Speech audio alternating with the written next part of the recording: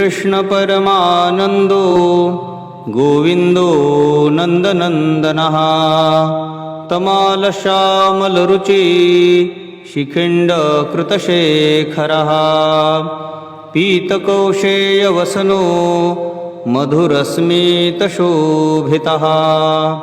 कंदर्पकोटिलावण्या वृन्दारण्यमहोत्सवः वैजयन्ती स्फुरद्वक्षा कक्षातलगुडोत्तमः कुञ्जापीतरतिरगुञ्जा पुञ्जमञ्जूलकण्ठकः कर्णिकाराढ्यकर्णश्री धृतिस्वर्णाभवर्णकः मुरलीवादनपटुरोर्वल्लवीकुलवल्लभः गान्धर्वाप्तिमहापर्वा राधाराधनपेशलः इति श्रीकृष्णचन्द्रस्य नाम विंशतिसंज्ञितम्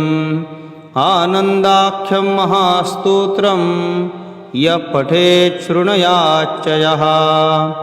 स परमं सौख्यमासाद्य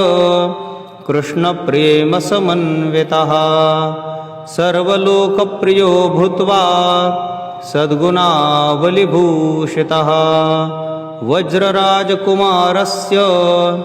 सन्निकर्षमवाप्नुयात् इति श्रीरूपगोस्वामी विरचित स्तवमालायां श्रीमन्महानन्द स्तोत्रं सम्पूर्णम्।